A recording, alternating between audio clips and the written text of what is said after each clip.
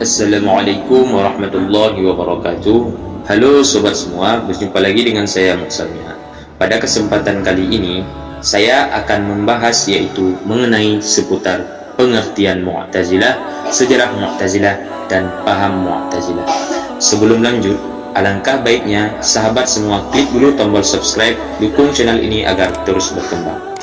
Yuk, tanpa berlama-lama, mari kita bahas apa itu Mu'tazilah. Mu'tazilah adalah suatu kaum yang lebih mendahulukan akal logika. Seperti setiap menemukan perbedaan yang tidak dipahami di antara Al-Quran dan hadis, Mu'tazilah lebih mendahulukan akal. Setiap permasalahan yang mereka temui, rujukannya adalah akal, sehingga mereka mendapat sebutan sebagai kaum rasionalis Islam. Perkataan Mu'tazilah berasal dari kata i'tizal yang artinya memisahkan diri. Awal mulanya nama ini diberikan oleh orang luar Mu'tazilah karena pendirinya Wasil bin Atha tidak sependapat dan memisahkan diri dari gurunya yaitu Hasan al-Basri. Dalam perkembangan selanjutnya, nama ini kemudian disetujui oleh pengikut Mu'tazilah dan digunakan sebagai nama dari aliran teologi mereka.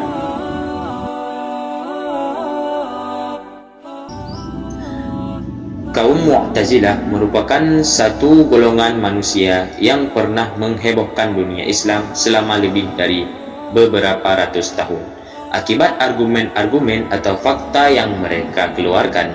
Selama waktu itu pula, kelompok ini telah menumpah ribuan darah kaum muslimin, terutama para ulama Ahlus Sunnah yang bersikukuh dengan pedoman mereka.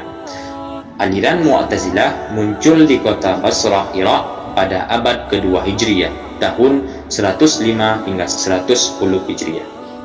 Tepatnya pada masa pemerintahan Khalifah Abdul Malik bin Marwan dan Khalifah Hashim bin Abdul Malik.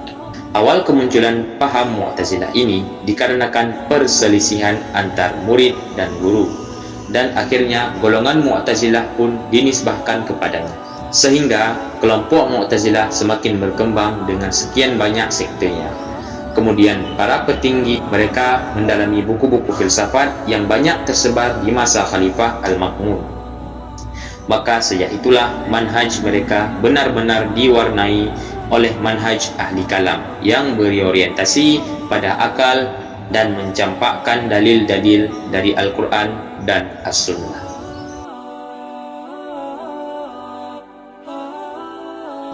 Mu'tazilah merupakan ajaran atau aliran yang lahir akibat perbedaan pendapat antar seorang murid dan guru, yaitu Wasil bin Atha dan Abu Hasan al-Basri tentang persoalan dosa besar yang dihadapi oleh golongan Khawarij dan Murji'ah.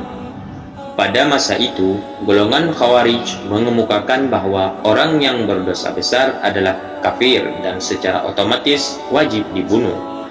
Dan muncullah golongan Murji'ah yang mengemukakan bahwa orang yang berdosa besar tetap mukmin, bukan kafir.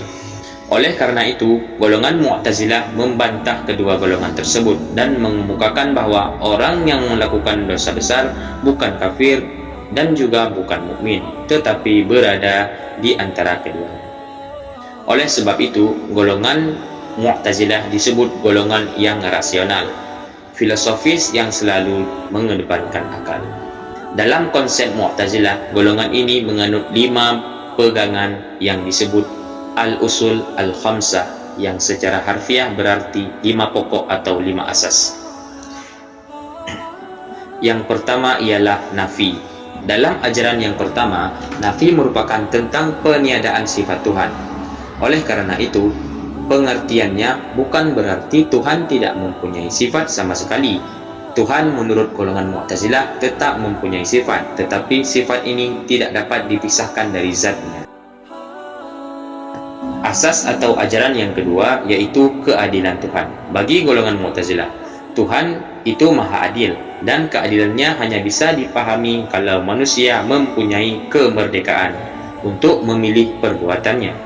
Menurut Suraya Kiswati dalam bukunya, ia menyimpulkan bahwa golongan Mu'tazilah memahami Tuhan tidak bisa dikatakan adil bila menghukum orang yang berbuat buruk, bukan atas kemauannya sendiri, tetapi atas paksaan dari luar dirinya.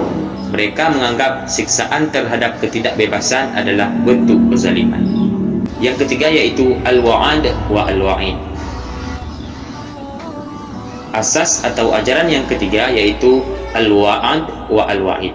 Ajaran ini saling berhubungan dan berkelanjutan dengan ajaran yang kedua yaitu tentang keadilan, di mana pada fase yang ketiga ini tentang pembalasan ataupun janji Tuhan kepada makhluknya, tentang siapapun yang berbuat baik atau yang diperintahkan oleh Tuhan akan tetapi mendapatkan yang baik juga yaitu syurga, dan juga siapapun yang berbuat buruk atau membangkang perintah Tuhan maka akan mendapatkan yang buruk juga yaitu neraka.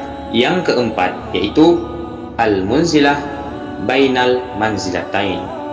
Asas atau ajaran yang keempat yaitu al-munzilah baina al-munzilatain.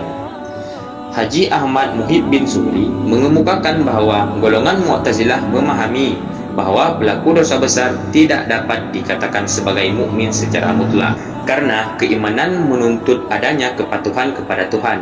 Tidak cukup hanya pengakuan dan pembenaran. Berdosa besar bukan kepatuhan tetapi pembangkangan. Yang kelima adalah al-amri bima'ruf wa an-nahi 'anil munkar.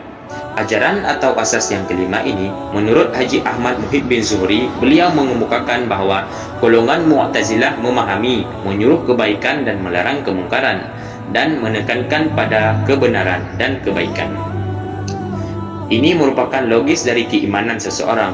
Pengakuan keimanan harus dibuktikan dengan berbuat baik, di antaranya dengan menyuruh orang berbuat baik dan melarang orang berbuat buruk.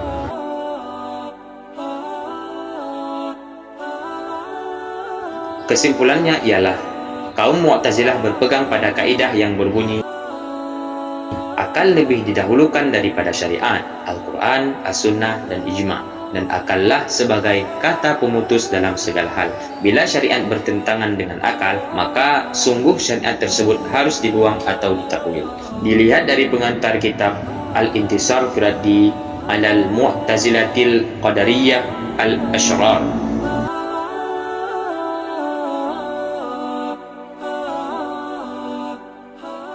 Baik, segitu saja penjelasan kali ini tentang seputar Mu'tazilah. Apabila kalian menyukai video ini, silahkan like, comment, and subscribe, dan share ke teman-teman kalian.